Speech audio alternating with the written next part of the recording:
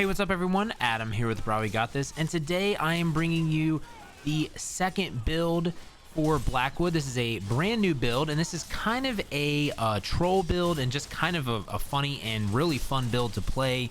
And this build was actually completely created for the most part by my Twitch chat, and it's a build that they've been wanting for a while, so I wanted to share this with you on YouTube. And it's actually just a very fun build that you can play if you want to get into tanking. If it's something that you want to try out, it's going to be very, very simple for you.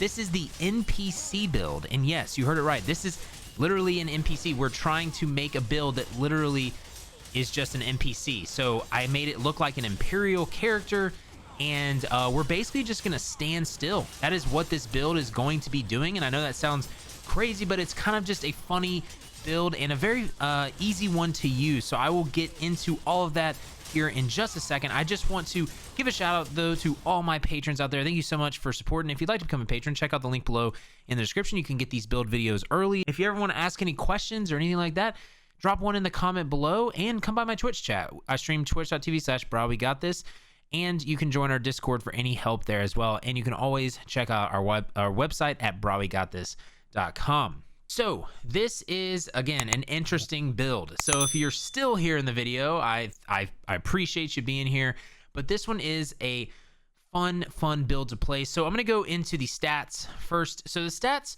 are a little interesting because we are playing a Nord, but I highly recommend also using an Argonian if you are struggling with sustain. I am actually going to build an Argonian on the live server just because I want a little bit more resources, but I like using the Nord for the ultimate. I just love the Nords as a tank, but I would use either Nord or I would use Argonian. Right now we are sitting at 18.6k max magicka, 49.5k max health, and 17.6k max stamina. Okay, 45 points into health, 14 into magicka, 5 into stamina. The reason we are doing that is we are using a lot of magicka ability, so we do need some magicka. We will need to be blocking though, so you need to make sure you have that stamina up as well. We're sitting at 24.5k spell resistance and 24.5k physical resistance. Now, when we actually get into combat, that is actually going to go up to 28.3k. And then if you've got any other buffs or anything like that, that might push that even more. The MUNDUS stone we are using is the Lord to give us max health, and we are using long fin pasty with melon sauce again as our food. I just really like that food. If you need more recovery, you could use some recovery food as well. But yeah, let's go ahead and jump into the skills. So we are actually on a Necromancer. This is a Necromancer tank. And so I love the Necromancer class. If you haven't checked out my ultimate Necromancer class build or class video, you should check it out in the description below. But this is a Necro tank, and I think the Necro tank's got a lot of really cool utility and resources at their disposal. But we're going into the first bar here, and it's pretty standard. And this is going to be a pretty standard tank for the most part. But we're running the Sword and Board, and we're running an Ice Staff. So we got Pierce Armor from the Sword and Board line. This is a taunt. This is going to apply minor and major breach. So it's just something that you really need as a tank. The next skill we're using is Silver Leash. You guys know I love Silver Leash. This is a pull ability from the Fighters Guild line. The reason I'm using this is I'm already using Bone Armor, and I think it's Beckoning Armor. That pulls enemies, but it's just not that consistent in my opinion. Like you can't control it for the most part, so I'd rather just be able to control my pull. So I'm using Silver Leash, and you'll see why when we get to the armor and everything. But then the third skill we're using is Spirit Guardian. Spirit Guardian is going to be able to heal you. It's going to create a corpse, and while active, 10% of the damage you take is transferred to the spirit instead, which is actually really nice. Spirit Guardian is in the Living Death line here. Fourth skill we're using is Agony Totem. This is going to give you minor protection and as well for your allies, which will reduce the damage taken by 5%. And this will also fear nearby enemies as well. The allies can activate a pure agony synergy, causing enemies to take 6,630 magic damage over 5 seconds and applying minor vulnerability to them, increasing their damage taken by 5%. So this is just a nice debuff and buff for your team and enemies. I love this skill. Agony Totem is in the Bone Tyrant line. Inner Rage is a ranged taunt from the Undaunted line. This is something that you will need. In my opinion, I like to be able to taunt things from range, and you'll see why, because we're not going to be moving very much. The ultimate is Pummeling Goliath. This is just an OP ultimate for Necro Tank. I love it. You're just going to increase your max health by 1,000,000. Basically, you're going to also restore max health, and while transform, damaging light attacks restore 1,009 health, and fully charged heavy attacks restore 25 health. This will scale off your max health, and your bash attacks can hit multiple targets in front of you, dealing 5, 3, 2, 4 physical damage. This ultimate is the Bone Tyrant line. This is just an ultimate that you can use if you get in trouble. If 3 of your allies die in a dungeon, you can pop this, and this will allow you to basically stay alive. I mean, you're unkillable almost in this ultimate. If all your teammates need to be revived or something like that, you could pop this. Okay, let's go to the second bar. Second bar is Blockade of Frost. This is our Destruction Staff ability. Just pretty standard. It's going to put down a nice little line of frost, and it could chill enemies as well. You're also going to get a damage shield as well as your allies, which is really nice. Empowering Grasp is from the Bone Tyrant line, and what this does is it will summon 3 patches of skeletal claws in front of you. Enemies in the first area are snared by 30%, and then immobilized in the second area for 4 seconds, and then stunned in the final area for 3 seconds. Each area will apply minor maim to the enemies, and that is really nice, y'all. It'll also apply Empower to your allies and enhance the damage and healing of your Skeletal Mage and Spirit Mender by 40%. So your Spirit Mender is going to do even more healing. This will last for 5 seconds. I love this ability. It's just a nice ability to use for your Necro Tank. Necrotic Potency is something that I absolutely love. This is from the Bone Tyrant line as well. This is going to basically sap up corpses on the ground. It's going to give you ultimate. It's going to heal you for 2108 health every 1 second for 2 seconds per additional corpse. So even the more corpses you have, the more health you're going to restore. While this is slotted, your damage taken is actually reduced by 3%, which is really good. I love this skill. This helps you get so much ultimate back when there's a ton of enemies, like a mob pack. You can just use this, and you have to use it multiple times because it has a cap. It is amazing, and it doesn't cost any resources. It's just amazing. Beckoning Armor. This is the thing I was telling you about before. This is crucial for your Necro Tank because this is going to give you major resolve, which is going to increase your physical resistance and spell resistance by 5948 for 20 seconds. While active, this enemies that strike you with ranged attacks will be pulled towards you once every 3 seconds, and this will create a corpse when the effect completes. This is an amazing ability because this is something that is just going to increase your resistances, and this is actually going to go on top of the 28.3k that I was talking about before, and we'll get into that in a little bit. Last skill is Unnerving Boneyard. This is just a great skill. Okay, this is an AoE, and this is going to deal frost damage over 10 seconds, and it's going to apply major breach to enemies within, reducing their physical and spell resistance by 5948. So you see here that we do have major breach for this, but this is a single target ability, and this is usually used on a boss. This will be used in like a mob pack, and it can also be used on the boss too. Those major breaches won't stack, but it's still a really good skill for a Necromancer. This will also consume a corpse on cast to deal 50% more damage, and then an ally can get the synergy and deal 6/6/3/9 frost damage to enemies in the area, healing for the damage done. It's just a great Necromancer skill. I love it. And our ultimate is Aggressive Warhorn.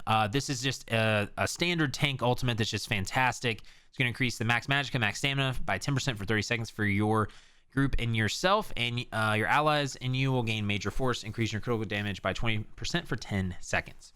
So those are the skills. Let's go ahead and get into the passives. Honestly, for the passives, you could really run every passive from your Necromancer lines. I love all the passives from these because you got reusable parts, you've got Death Knell, you've got Dismember, you've got Rapid Rot. These are all gonna just be amazing for you. They're just you might as well take them. You're gonna run every single Bone Tyrant passive because this is like the tanking line sort of, and it's just absolutely amazing. Like this one, reduce the damage you take from damage over time abilities by 15% while you have Bone Tyrant ability active. We have 1, 2, 3. We're using 4 Bone Tyrant ability, technically 5. It's just amazing. We're also going to have healing received 6% bonus because of the things slotted here. And then last Gasp is going to increase our max health by 1250. For Living Death, this might be something that you don't necessarily have to get all of them, but I still would, because while you have a negative effect on you, your healing done is increased by 8%. As the tank, you're probably going to have a lot of negative effects on you because you're being targeted. Near-death experience is a solid one as well.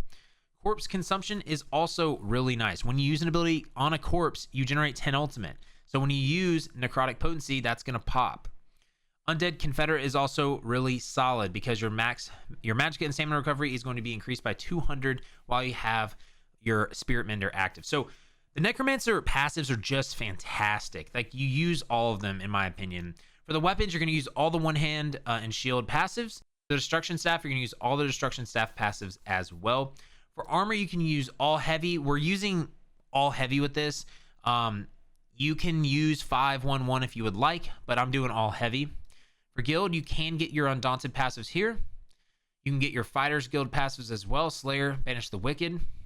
And your race, again, you can choose Nord or Argonian, okay? They're both solid in my opinion. Okay, let's get into the armor and show you kind of what this is about, okay? Some of you are going to be like, yo, what is going on? Again, I want to reiterate that this is a fun tanking build, okay? You can switch some of these sets out for other sets and make this perfectly viable for the highest of in-game content if you would like to. But if you want to have fun with this, if you want to play something that's just hilarious, honestly, try this out and see what you like about it. And I will give you alternates if you want to switch some things out. But let's go into the set, our body set. We're running Leeching. Leeching, you don't have to switch out, in my opinion. Leeching's amazing. But Leeching is basically when you take damage, you're going to summon a cloud of poison under the assailant. The cloud deals 16 poison damage every 1 second for 5 seconds and heals you for 100% of the damage caused. This effect can occur once every 5 seconds and it scales off your max health.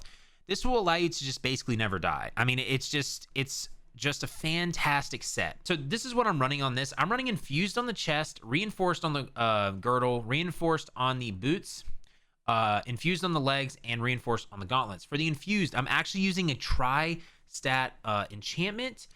You do not have to do that if you do not want to. And I'm using max health on the other ones. And I'm using tri-stat here. You don't have to do that. You can use max health. Just play around with it to where you can get your resources up to a good solid point. Because again, I was playing around with this and I was just going to run a tri-stat and see how it ran. So that is our first set. Okay. The next set we are using is Harbinger. Okay. Harbinger is found in the Imperial City sewers. You can also just buy this on guild traders as well. Leeching is in the Imperial City prison dungeon.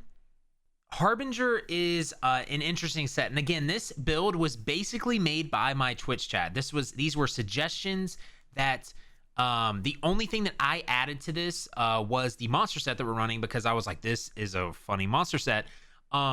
But this item set and Leeching, or I guess I kind of put Leeching in there as well. But this item set was recommended to me by someone in my Twitch chat. But basically the Twitch chat made this build and helped me come together to make this. They suggested this, and this was actually a really cool set. And I've never used this before, and I've really liked it. And it's perfect for this build. And so what this set does is it adds max health, max stamina, and then when you block an attack, you deal 2-1-7-2 physical damage to the attacker. This effect scales off of your max health. So this is just really nice because you're going to be dealing damage back to the enemies just for blocking and standing still, because again, we're going to be standing still a lot, okay? But this is a cool set. I've really liked it. And now for the jewelry, you do not need gold jewelry at all. You can go purple if you would like. I'm doing Magicka recovery on the enchantments, and I'm doing max Magicka on the rings, because it is something that, again, we do need Magicka for this build. So for the weapons, I'm doing a Sword of the Harbinger and a Shield of the Harbinger. I'm doing a max health enchant and a sturdy on that, and I'm doing decisive and an absorb stamina enchant for the sword.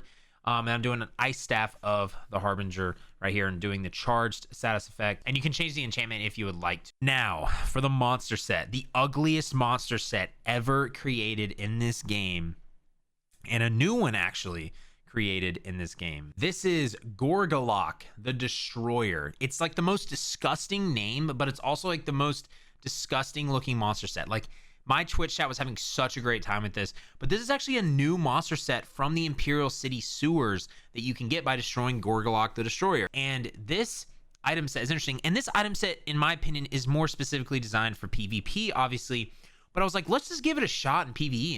It's just a fun concept.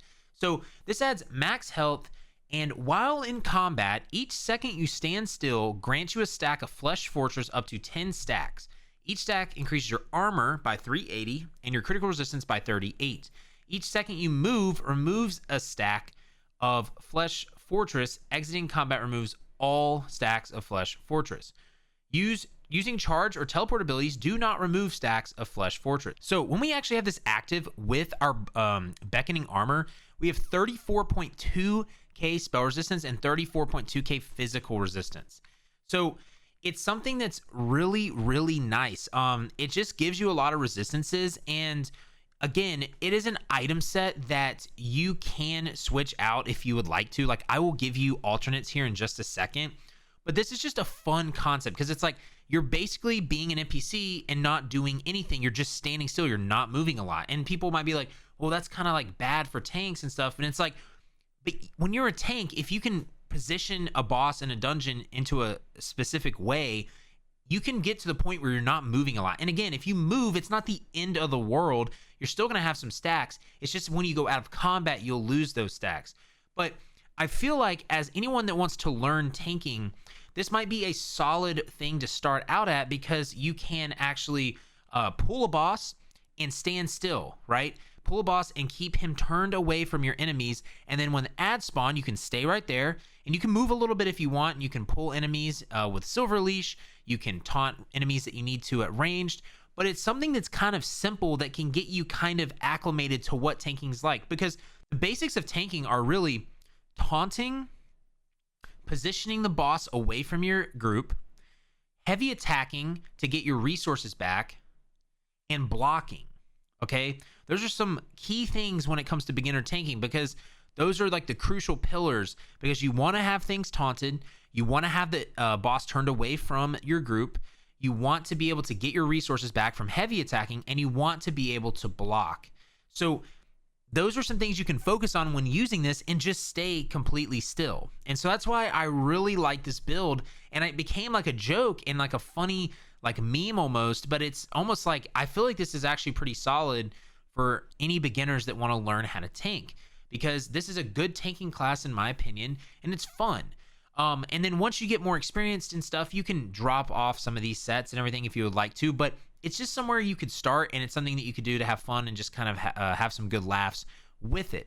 Obviously, when you get more into advanced tanking, you got to learn the soft taunts. You've got to learn how to position ads, pulling ads, like all this stuff. There's so much more into tanking, but I'm saying the basics, again, you're going to want to taunt. You're going to want to position yourself in a good place. You're going to want a heavy attack to get your resources back, and you're going to want to know when to block. But let's go into some alternate sets in case you want to switch these out and you like kind of this necro tank build already.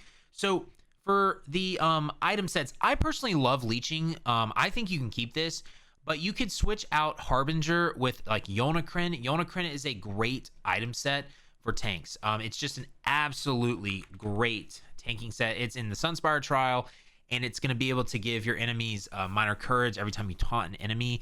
It's just a great set. So you could switch one of those out with Yonakrin if you would like. I would honestly go with leeching and Yonakrin. I think that would be a solid combination.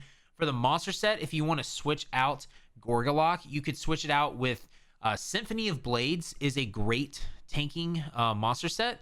So it is in the Depths of Malatar dungeon on Vet. It's a pretty hard dungeon to do, but absolutely fantastic monster set. You could also run Lord Warden as well. This is a nice monster set for tanks that is pretty easy to get in my opinion. Imperial City dungeon on Vet. Very simple, but it's a good monster set. And you could also run Tremor Scale, because we're going to have a lot of physical or spell resistance with the major resolve that we're getting from Beckoning Armor. This is another solid monster set that's actually in the base game, and this is going to be really, really nice. As far as it goes for any other alternate base sets, you could run Eben as well. Eben is a great tanking set to start out with, but again, I would give this a shot and just see how you like it and see if you have fun with it. But let's go ahead and go into the CP. The CP is pretty standard for the most part, except for we are actually running some Thaumaturge because we are doing some damage over time effects, okay? So we're 50 in a Thaumaturge. We're going 20 into max, or 20 into Eldritch Insight, 20 into Precision, 20 into Tireless Discipline. We're going 20 into Blessed. And then we're going 50 into Duelist Rebuff, slotting that. 50 into Enduring Resolve, slotting that. 50 into Unassailable and slotting that.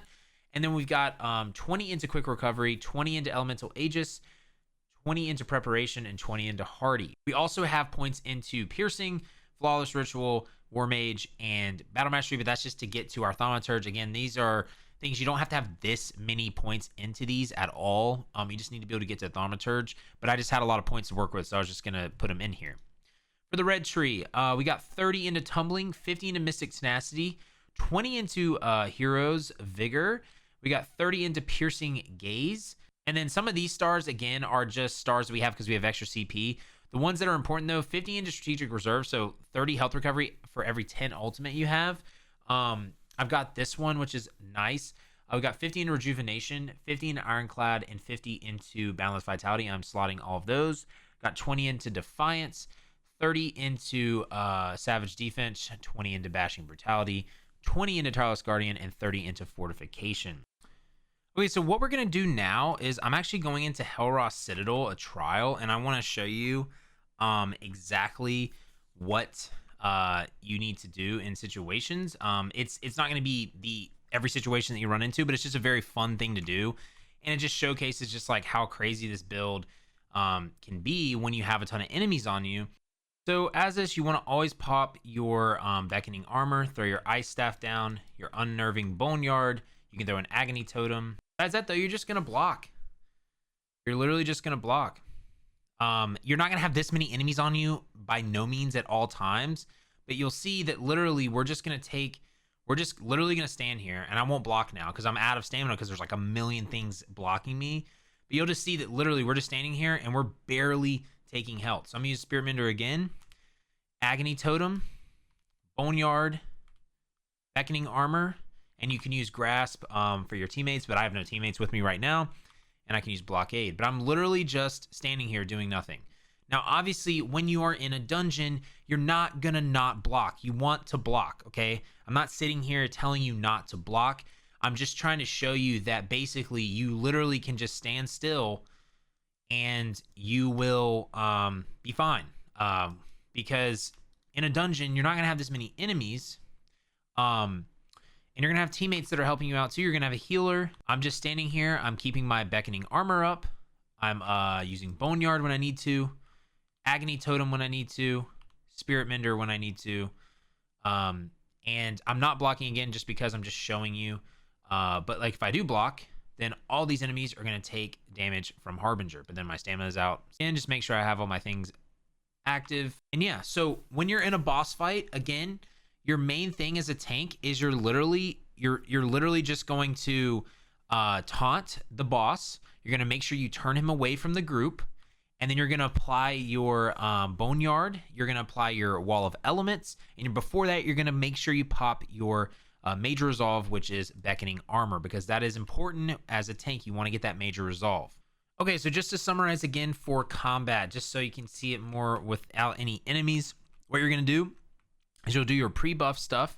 So you can do your Beckoning Armor, you can do your Spirit Mender, and then you will go into the fight. So you can taunt the boss, switch bars, throw Boneyard, Unnerving Grasp, and your Wall of Elements, and then you just sit here and you block.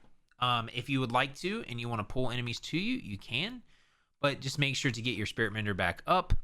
You can throw your Agony Totem down.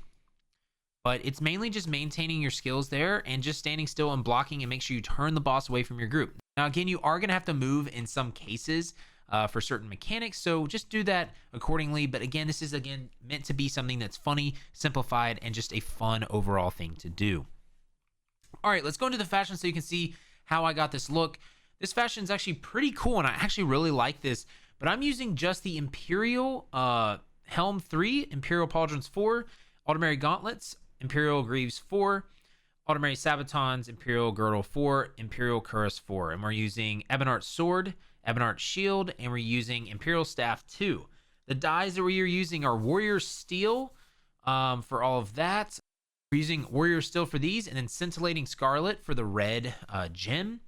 We're using Transliminal Violet for these purple dyes, and then on this side it's Scintillating Scarlet for the red gem. I really like this transmog. It's really cool, and it's one of my favorite ones. That is the build, you all. This build will eventually be up on the website, brahwegotthis.com. And again, if you have any questions, you can come by the Twitch chat. You can come by Discord. You can ask questions there. You can drop a question in the comment section below. But again, make sure to like, subscribe, heavy attack that bell icon to stay up to date on all the content in the channel. If you did enjoy this, again, this is a fun tanking build. This is something that I've enjoyed playing a little bit in the PTS. And so let me know down in the comments below if you enjoy this build. And yeah, let me know if there's any other feedback that you would like to give me as well for the build. Again, my builds are meant for having fun and to clear most content in the game. So again, I hope you all like this, and just make sure to stay tuned for all the videos in the channel. But until next time, y'all, just remember to have faith, be great, and I'll see you on ESO.